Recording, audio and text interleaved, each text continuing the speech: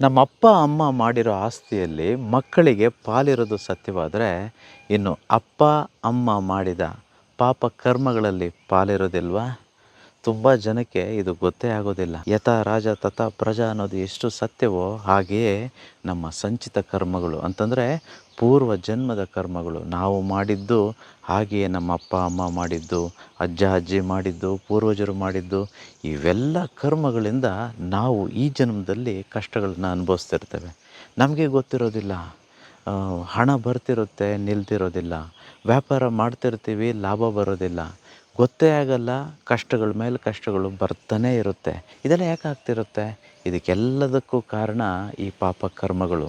ಸರ್ವಜ್ಞ ಹೇಳ್ತಾರೆ, ಮೀ ಒಡೆ ಪೋಪಡೆ ಪಾಪವೇನದು ಕೆಸರೆ, ಮೀ ಒಡೆ ಪೋಪಡೆ ಪಾಪವೇನದು ಕೆಸರೆ, ಮೀ ಒಡೆ ಮೈಯ ಮಲಪೋಪದ ಪಾಪ ಲೇಪವಾಗಿಪ್ಪದು. ಸರ್ವಜ್ಞ ವಜ್ರ ಲೇಪನದ ಹಾಗೆ ನಾವು ಮಾಡಿದ ಪಾಪಕರ್ಮಗಳು ಲೇಪನವಾಗಿ ಇದ್ದುಬಿಡುತ್ತೆ, ನಮ್ಮ ಮೈಗಂಟ್ಕೊಂಡು ಇದು ಕೆಸರು ಥರ ಹೋಗೋದಿಲ್ಲ ಅಂತ ಹೇಳ್ತಾರೆ. ಮುಂಬರುವ ಕಾರ್ಯಾಗಾರದಲ್ಲಿ ಪಾಪ ಕರ್ಮಗಳಿಂದ ಹೇಗೆ ವಿಮೋಚನೆ ತೆಗೆದುಕೊಳ್ಳೋದು, ಹೇಗೆ ಕರ್ಮ ವಿಮುಕ್ತಿಯನ್ನು ಸಾಧಿಸೋದು, ಇದೆಲ್ಲದರ ಬಗ್ಗೆ ನಾನು ನೇರವಾಗಿ ಜುಲೈ 27, 2025 ಕಾರ್ಯಾಗಾರದಲ್ಲಿ ನಿಮಗೆ ತಿಳಿಸ್ಕೊಡ್ತೇನೆ. ಎಲ್ಲರೂ ಪಾಪದಿಂದ ಕರ್ಮಗಳಿಂದ ವಿಮುಕ್ತಿ ಪಡೆಯೋಣ, ಶ್ರೀಮಂತರಾಗಿ ಈ ಪ್ರಪಂಚದಲ್ಲಿರುವ ಎಲ್ಲ ವೈಭೋಗಗಳನ್ನು ಅನುಭವಿಸೋರಾಗೋಣ. ಎಲ್ಲರಿಗೂ ನೇರವಾಗಿ ನಾನು ಸಿಗ್ತೇನೆ. ಅಲ್ಲಿ ತನಕ ಥ್ಯಾಂಕ್ ಯು ಯೂನಿವರ್ಸ್.